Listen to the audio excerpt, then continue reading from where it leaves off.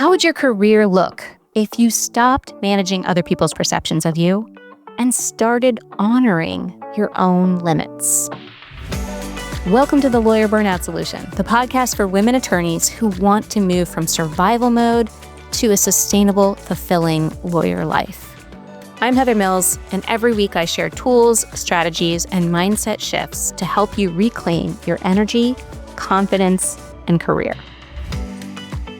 So last week, my husband and I went to see Laura Benanti's one-woman show called Nobody Cares. She's a Tony Award-winning actor. You might know her from She Loves Me or Younger or Into the Woods. And the theme of the night was people-pleasing. I was laughing so hard at the absurdities of people-pleasing that she was calling out that I was literally wiping my eyes with the back of my hands the whole show. And in the back of my mind, I was thinking, yeah, I can totally relate to this. And this is what so many women lawyers do all of the time because of our social conditioning. I started trying to break this people-pleasing habit back in my 20s when I realized I was still dating my high school boyfriend, mostly because I didn't want to rock the boat with everyone else in our lives. It was the first time I saw just how deep my people-pleasing ran. So it's a habit I know from the inside out. And I've come a long way as a recovering people-pleaser. What I know now is how to keep me in the equation, to check in with my own needs and values instead of outsourcing my worth to everyone else's approval. And I see this same pattern in so many of the women lawyers I coach. Because people-pleasing is one of the sneakiest, most exhausting causes of burnout in law. So today we're going to dig into it. You'll learn what people-pleasing really is, and most importantly, what the opposite of people-pleasing looks like, so that you can start practicing law in a way that includes you in the equation. So let's take a look at what people-pleasing looks like for women lawyers. Have you ever taken on extra work from a colleague instead of saying no because you didn't want to risk tension in the relationship? Have you stayed awake replaying an email to opposing counsel, worried you came across as too harsh? Have you taken on that quick client favor that turned into hours of work because you didn't want them to question your dedication to them? Have you sat silent in a strategy meeting when you knew the plan had holes because you didn't want to embarrass the person who suggested it? Or what about signing up for bar association committee meetings or volunteering for office events? Not because you wanted to, but because you didn't want to look unhelpful. And outside of work, have you ever agreed to dinner plans with friends or family when you were completely exhausted because you didn't want to disappoint anyone there either? Okay, so if so, then you know what people-pleasing is, right? We all do. At least if you're listening, I'm pretty sure you know what people-pleasing is. On the outside, it looks like being thoughtful, helpful, nice. And on the inside, it is freaking exhausting. In law, it doesn't just sneak in. It gets rewarded. You're praised for being reliable, a team player, always available. The trouble is that those rewards create a cycle. Approval feels good for about 5 seconds, and then resentment sets in, right? And before you know it, you're right back at yes again.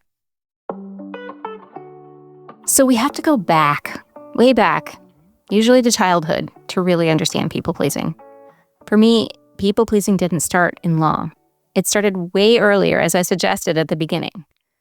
I remember getting stress headaches about homework in the 4th grade. I didn't want to disappoint my teacher or my parents. I was the good girl, the one who got the gold stars, the teacher's pet. Yeah, you can imagine how popular I was. By high school, I was collecting every good girl badge I could. Straight A's, student government, yearbook, band. And honestly, I didn't want to do well. That wasn't it. I wanted to look like the kind of kid who had it all together, the one adults could brag about. And then I carried that into my first serious relationship. I dated my high school boyfriend through college, and those same themes of people-pleasing and over-accommodating showed up. I kept telling myself that if I could just keep him happy, his parents happy, I'd feel safe, loved, lovable. And of course, those weren't happening explicitly, those messages to myself. I wasn't saying that, but that's what was happening at a subconscious level. So breaking up with him was one of my first wake-up calls. I finally knew what I didn't want. But here's the harder truth. I still couldn't name what I did want. That was the pattern underneath. I'd spent so much energy pleasing parents, teachers, boyfriends, bosses, that I didn't have a clue what I wanted for myself. So when it came time to pick a career, I froze. I couldn't answer the question because I honestly didn't know. I never put it in those words back then, but I was stuck in this impossible calculation. What would please everyone else? Mom, dad, professors, my boyfriend's family. I had no idea what would make me happy. And law school, of course, was the perfect breeding ground for this pattern. Yeah, there are those charismatic, outgoing, arguing courtroom types who are, quick on their feet. Those people ended up in law. But then there's another stereotype too, the one that I fit into. High achievers, book smart, introverts, people pleasers, highly sensitive people who don't like risk. Law is full of us people pleasers, perfectionist high achievers who were already wired to chase approval. And the legal culture doubles down on that wiring. Because in this profession, people pleasing doesn't just slip under the radar. It looks like success. The associate who says yes is praised as reliable. The lawyer who smooths over conflict is seen as a team player. The one who's reachable at all hours is celebrated as client first. So on the surface, it earns you those gold stars. And underneath, it costs you your energy, your boundaries, and honestly, it eventually can cause you your sense of self. It's that reward resentment loop. You get the praise, you feel good for 5 seconds, then you're left holding the exhaustion, the resentment, the Sunday night dread. So people-pleasing is never about generosity. For me, it was an attempt to make people think I was kind, that I was nice, that I was the good student or the good associate or the good daughter, or it wasn't actually about caring for other people. It was about managing what they thought of me. And that's why I call it what it really is, my brain's safety strategy. As a kid, I honestly believed that keeping people happy was the best way to stay out of trouble and to avoid conflict and to feel safe. All these people around me weren't doing that, and I never understood what's going on with them. Why don't they know? It's like my brain really couldn't compute another way. Because I thought that people-pleasing kept me safe from my parents' disappointment, safe from conflict, safe from the sting of rejection or abandonment. If I was the good student, the helpful daughter, the easy girlfriend, then maybe I could avoid someone being mad at me or pulling away. My amygdala was running my life, and it linked approval with safety. The problem is that same wiring followed me into adulthood and into law. And what once felt like a protective mechanism that worked for me started exhausting me. So what's the opposite of people-pleasing? It's not pretending you don't care about everyone else. That's not it at all. The opposite is realizing you can't control other people's thoughts about you. Their thoughts live in their brains, not yours. It's shifting the focus to what you think about yourself, your own beliefs, your values, your own priorities.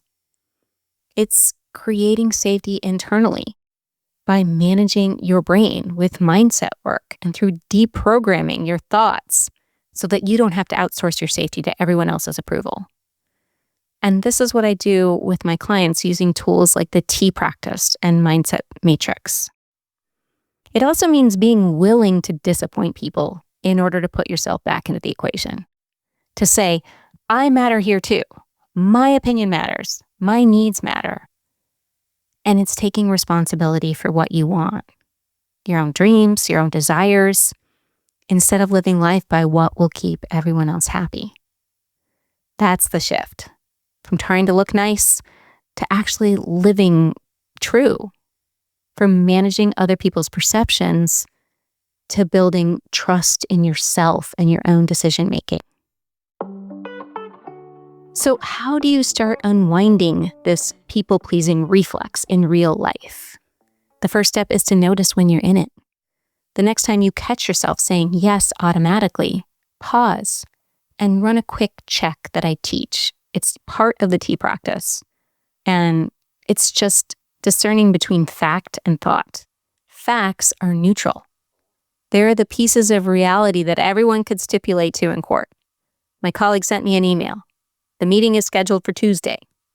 A client asked a question. Neutral, basic, objective. Thoughts are the layers on top. It's those thoughts that your brain spits out at you, usually in a split second, that are opinions. Journalists might call it spin, but it's definitely not the objective truth. And those thoughts are the ones that create the pressure you feel. So for example, here's the fact. A partner didn't reply to my draft right away.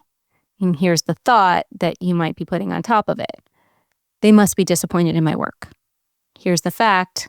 I was invited to speak on a panel. Here's the thought. If I say no, I'll miss my chance and let people down. The fact.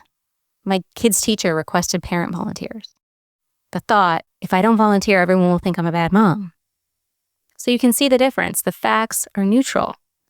And it's the thoughts that generate the guilt, the anxiety, the pressure to please. When you can pause long enough to separate the two, you create space to ask yourself, do I want to act from this thought that my brain is serving up, that comes from my social conditioning as a woman or as a lawyer or as a mom? And if not this thought, do I want to come up with a new one? That's where real choice begins. Once you see the difference between fact and the thoughts that your brain is serving you, you can start practicing a new response. Sometimes simple scripts can help because they give your nervous system a safe way to try something different. Here are two that you could borrow this week if you find yourself in people-pleasing scenarios pretty often. So the first one is like, thanks for thinking of me. I can't meet Friday, but I could deliver a draft on Monday at noon. How does that sound? Or, before I say yes, I need to talk about what I can drop from my plate so that this gets the attention it deserves. And you might be having that conversation with yourself or with someone who wants to assign you more work. That spike of guilt or anxiety that you feel when you say no or push back or, deliver that script, that's just your nervous system learning something new. So you can just feel that anxiety or that guilt. If you actually allow your body to feel it, it will pass. And you won't die. It's just an emotion to feel. You can handle it. So anchor yourself here. Your goal isn't to look good or nice. It's to be a whole human, to remember that you matter too, and to practice law from there.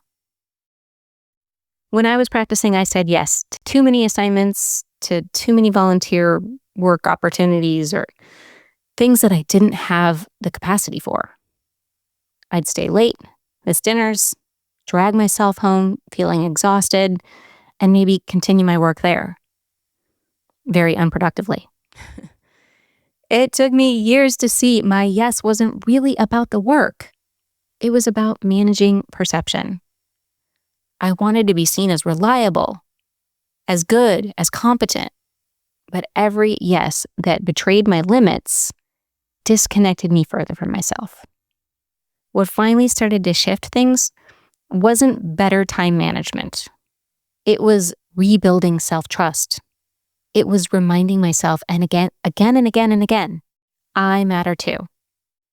So before you say yes to the next request, take 10 seconds for a quick check, fact versus thought.